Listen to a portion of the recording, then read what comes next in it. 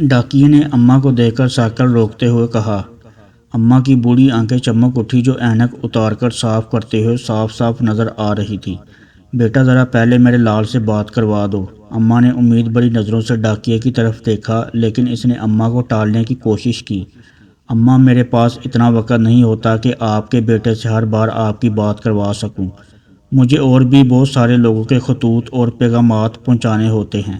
ڈاکیہ اماں کو اپنے وقت کی اہمیت اور خود کی مصروفیات کی دلیل دینے لگا، لیکن بوڑھی اماں پر اس کی باتوں کا کوئی اثر نہ ہوا۔ انہوں نے کسی بچے کی طرح ضد اصرار کرنا شروع کر دیا۔ بیٹا بس تھوڑی دیر ہی کی تو بات ہے، گفتگو کرنے میں کون سا دن گزر جاتا ہے۔ اماں آپ ہر بار مجھ سے بات کرنے پر اصرار نہ کیا کریں، مجھے بڑے افسران کے سامنے جواب دہ ہونا پڑتا ہے۔ یہ کہہ کر ڈاکیے نے اماں کو پیسے دینے سے پہلے اپنے موبائل پر ایک نمبر ڈائل کرنا شروع کر دیا۔ یہ لیں اماں، بات کریں لیکن زیادہ بات نہ کریں، پیسے کٹ جاتے ہیں۔ اس نے اپنا موبائل اماں کے حوالے کیا۔ اماں نے اس کے ہاتھ سے موبائل لے لیا۔ اماں اپنے بیٹے سے 1 منٹ فون پر بات کرنے کے بعد مطمئن ہو گئیں۔ اس کے جھریوں والے چہرے پر مسکراہٹ پھیل گئی۔ یہ 1000 روپے ہے اماں، یہ کہہ کر ڈاکیے نے 100 کے 10 نوٹ اماں کی طرف بڑھا دیے۔ اماں نے پیسے گنتے ہوئے اسے ٹھہرنے کا اشارہ کیا۔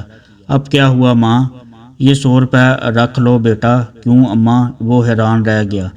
ہر ماہ میرے بیٹے کے بھیجے ہوئے پیسوں کو لانے کے علاوہ تو میرے بیٹے سے میری بات تو کرواتا ہے، اس میں خرچہ تو ہوتا ہے نا، یہ اس کے لیے ہیں۔ ارے نہیں اماں رہنے دو۔ وہ لاکھ انکار کرتا رہا لیکن اماں نے زبردستی 100 روپے اس کی جیب میں ڈال دیے اور وہ وہاں سے واپس جانے کے لیے مڑ گیا۔ اماں جو اپنے گھر میں اکیلی رہتی تھی وہ بھی ڈیروں دعائیں دینے کے بعد اپنے مکان کے اندر چلی گئی۔ ڈاکیہ وہاں سے چند قدم ہی بڑھا تھا کہ کسی نے اس کے کندھے پر ہاتھ رکھا۔ اس نے پیچھے مڑ کر دیکھا تو اس بستی میں اس کے جاننے والے کا چہرہ اس کے سامنے تھا۔ وہ غنی بائی کو دیکھ کر حیران رہ گیا جو چائے کی دکان چلاتا ہے۔ بھائی آپ یہاں کیسے؟ آپ تو ابھی اپنی دکان پر ہوتے ہیں۔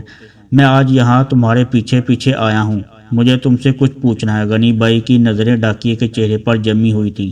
ہاں پوچھو بھائی۔ بھائی ہر مہینے ایسا کیوں کرتے ہو؟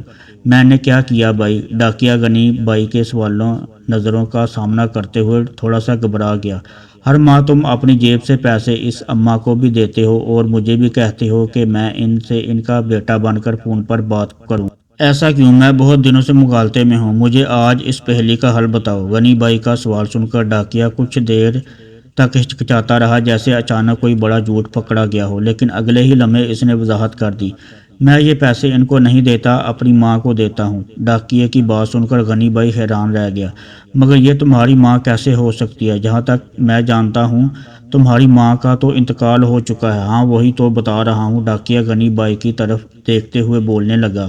ان اماں کا بیٹا کہیں باہر کمانے گیا تھا اور ہر ماہ اپنی اماں کو 1000 روپے کا منی آرڈر بھیجتا تھا، لیکن ایک دن منی آرڈر کے بجائے اس کے بیٹے کے ایک دوست کا اماں کے نام خط آیا۔ اس خط میں لکھا تھا کہ ان کا بیٹا انفیکشن کی وجہ سے جان کی بازی ہار گیا، وہ اب نہیں رہا۔ پھر کیا ہوا بھائی؟ غنی بائی کا تجسس دگنا ہو گیا، لیکن ڈاکیے نے اپنی بات پوری کر دی۔ ان اماں کو بتانے کی مجھ میں ہمت نہیں تھی جو ہر ماہ روپیوں سے زیادہ اپنے بیٹے کی خیریت کی امید رکھتی ہیں۔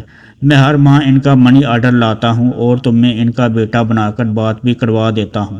ان کا بیٹا تو زندہ نہیں رہا لیکن میں نے ایک ماہ کا برم زندہ رکھا ہے۔ میں بھی اپنی اماں کو ہر ماہ 1000 روپے بھیجتا تھا، لیکن جیسا کہ تم جانتے ہو میری ماں کا بھی انتقال ہو چکا ہے، ابھی اماں بھی کہاں ہیں؟ یہ کہہ کر اس ڈاکیے کی آنکھوں آنسوؤں سے بھر گئی۔ وہی پیسے اب میں اس بوڑھی اماں کو دے دیتا ہوں جو اپنی ماں کو بیچا کرتا تھا، اپنی ماں کے ایصال ثواب کی نیت سے، اس لیے میں نے کہا کہ وہ پیسے میں اپنی ماں کو دیتا ہوں۔ غنی بائی اس ڈاکیے کی بات سن کر دنگ رہ گیا اور اسے احترام بھری نظروں سے دیکھتے ہوئے اس کی پیٹھ ٹھونکتا ہوا واپسی کے لیے مڑ گیا۔